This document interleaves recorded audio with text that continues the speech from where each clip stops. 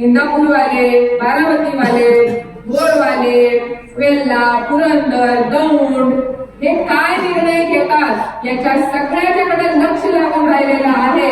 आणि आज माझ्या भगिनींनो, आज ही संधी तुमच्यावरती आलेली आहे. अभी नाही तो कभी नाही. त्याच्यामुळे आपल्याला जसं तुझ्या आईने तुला काय शिकवलं, एक तीळ किती जणांचा वाटून खायचा, नक्की असं नाही करायचं. तुझ्या आईने शिकवलं एक तीळ एक केळी खायचं, असं शिकवलं नाही शिकवलं. माझ्या आईने मला काय शिकवलं, एक तीळ 7 जणांच्या वाटून खायचा. कोरडी भाकरी खाऊ पण स्वाभिमानाने खाऊ, स्वतःच्या कष्टाने खाऊ, ना लाभार्थी हो ना बलिदान्यांचा भाग हो. उपाशी राहायला लागलं तरी पण आम्ही जी सत्याची साथ आहे ती आम्ही कधी पण सोडणार नाही. आपल्याकडे म्हण, आमच्याकडे आता इथे आम्ही अनेक वेळा घेऊन गेलेली आहे.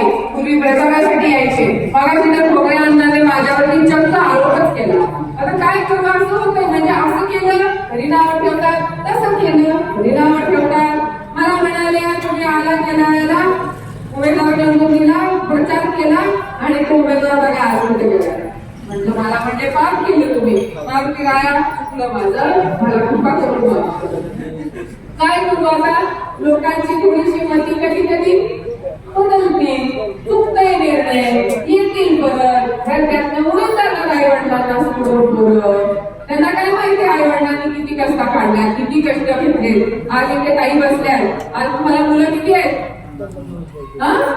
2 मुली आहेत, 2 मुलं 2 मुली आहेत. नशिबान आहात तुम्ही. पण तुम्ही काय केलं? आज का तुमचा मुलगा तुमच्या समोर आला आणि म्हणाला की आई तू माझ्यासाठी काय केलं ग? काय शेवटी तुम्हाला सुना आहे, समजा तुम्ही स्वयंपाक केला, मटण जर केलं समजा घरात, तुमच्या लेकाला तुमच्या हातचा स्वयंपाक आवडतो का बायकोच्या हातचा स्वयंपाक?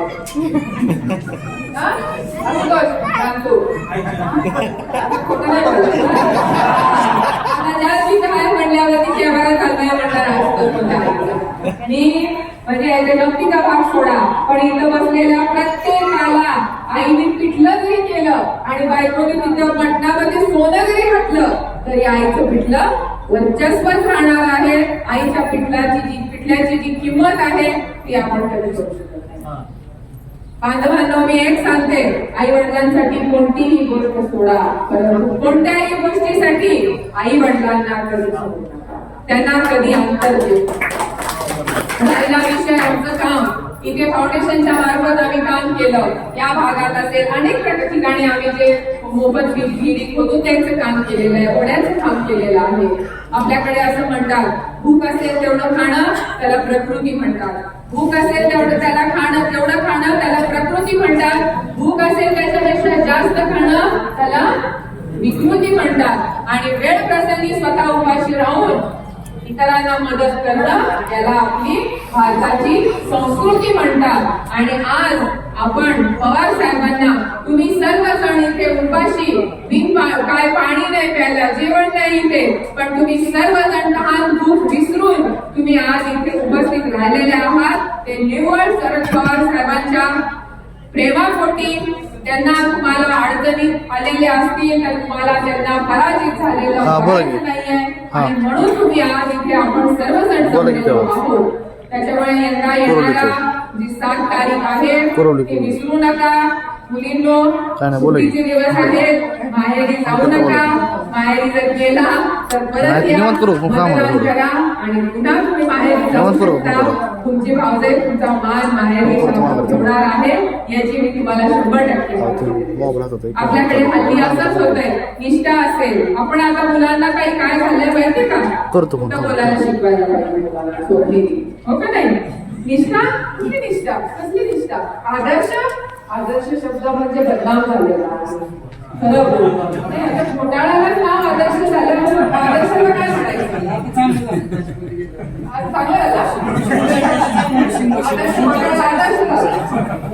आमचे आदर्श शिक्षक काय झाले?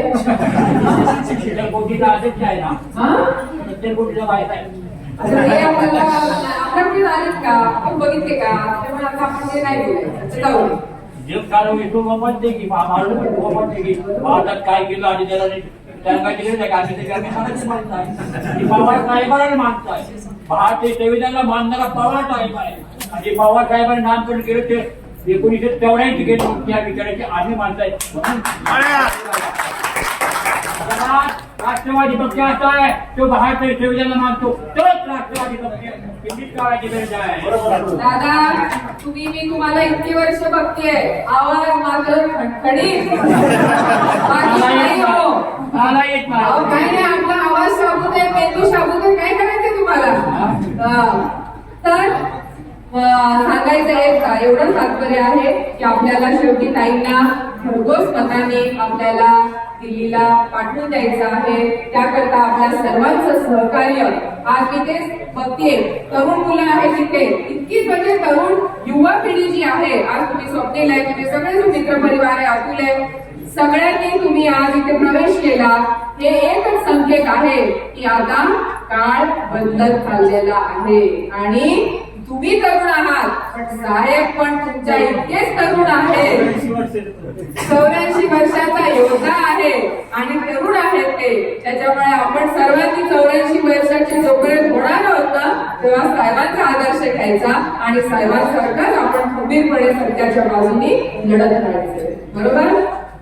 त्याच्यामुळे मुलींना तुम्हाला तरुण नवरे पण एखादे दबाव टाकू शकतील की आता इथे पती आहेत का मला माहिती नाही, असतील नसतील. तर चांगलं सांगितलं तुतारी वाजवायची तर होय म्हणायचं, जर सांगितलं दुसरं चिन्ह वाजवायचं होय म्हणायचं. होय बाबा, सगळं करतो बाबा. आतमध्ये गेल्यावर मध्ये आपल्याला जे करायचं ते कळलं.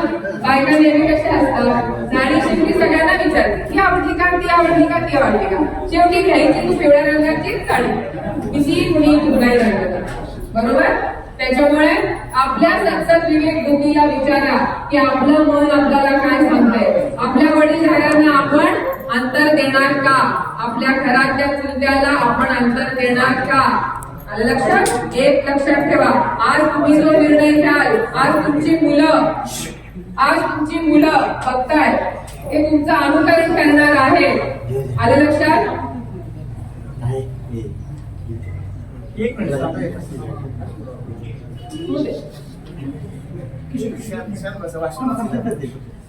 याच्या आधी मी आता उद्धट गावामध्ये गेले होते. ओके, तर त्या गावामध्ये मुलांना मी गेल्यावरती एक तरुण तडफदार मुलगा आतमध्ये चालत आला. आमची सभा चालू होती तर तिथे एक अण्णा वयस्कर बसले होते. गर्दी होती, भरपूर जागा बसायला नव्हती. आला तो मुलगा, रवींद्र त्याचं नाव आलं आणि मला कोणीतरी सांगितलं तो बसला माग बसला. तर माग बसल्यावरती मला कोणतरी काय म्हणालं, तू राजस गावचा सरपंच आहे. आता सरपंच म्हणल्यावरती मला पण धडकी त्याला तर आपण नीटच बसवलं पाहिजे, होय की नाही? आता एवढं मोठे आपण शिकायला लागले ना आपल्या आजूबाजूला काय चाललंय. पदाला जास्त मान द्यायचा, वयाला मानाला काही नाही द्यायचा. आला तो बसला. मी म्हटलं अरे सरपंच पुढे ये. तो बिचारा लाजत बिजत घाबरत बिबरत आला आणि ते वयस्कर बसले होते त्यांच्या पुढे येऊन बसला. त्याच्यानंतर मला वकील साहेब म्हणतात, अहो वकील साहेब, आपला वकील साहेब ते आहेत ना, तो पुढे येत नव्हता कारण ते पुढे बसलेत ना त्याची चुलते आहे. मी म्हटलं आधी उठ आणि मागे बसतो, मागे जाऊन बसतो. तो पण बिचारा उठला, रवींद्र आणि त्याच्या चुलत्याच्या मागे जाऊन बसला. हे आहे आपले संस्कार. त्याला म्हणतात आपली भारतीय संस्कृती, जी तुमची माझी आई ते शिकवती. माझी आई काही वेगळं शिकवत नाही, तुमची आई काही वेगळं शिकवत नाही. का वडील पण तेवढाच आपल्यावर संस्कार करतात, हे आपण विसरता कामा नाही. त्याच्यामुळे आज इथे जमलेले शिवसेनेचे असतील दीपक, तुम्ही आला, आवर्जून आला, पिसेजी आले, सगळेजण आज इथे उपस्थित आहेत. नितीन भाऊ आलेले आहेत. तुमच्या बाबतीत जे घडलं ते तिथंच घडलं, आता हरकत नाही. कसं असतं, रामायण आणि महाभारत जेव्हा मी आमचा प्रचार करते लोक खाली ट्रोल करतात, तिकडे म्हणतात अहो तुम्ही रामायण कशाला सांगतात. अरे देवा, मी जीव चावली म्हणजे मग मी महाभारत सांगायला पाहिजे होतं का? मला तर आईने शिकवलं होतं श्रीराम मुखामध्ये आणि ओठात आणि हृदयात पण रामच पाहिजे, घरामध्ये पण रामायणच पाहिजे. पण असं नव्हतं ना माहिती की मुखामध्ये श्रीराम म्हणायचं आणि घरोघरी जाऊन महाभारत घडवायचं. ही नवीन आता पद्धत, नवीन ट्रेंड सुरू झालेला आहे मोबाईलवरती.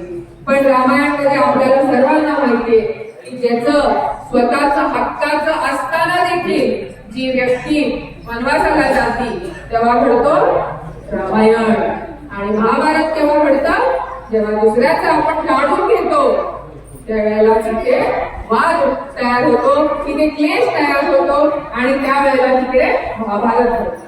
तर आपल्याला हे महाभारत आता इथेच थांबवायचं आहे. त्याच्या पुढे आपल्याला अजून महाभारत घडवायची नाहीये. झालं गेलं खूप झालं. याच्या पुढे आपल्याला काहींना भरघोस मतांनी निवडून आणायचंय आणि या कुरवली गावामध्ये येऊन आपण सर्वांनी गुलाल खेळूया अशीच मी आपल्या सर्वांना आज इथे कळकळीची विनंती करते. आणि पुन्हा एकदा आपण सर्वजण एवढ्या मोठ्या संख्येने आलात याबद्दल मी आपले खरंच मनापासून आभार व्यक्त करते.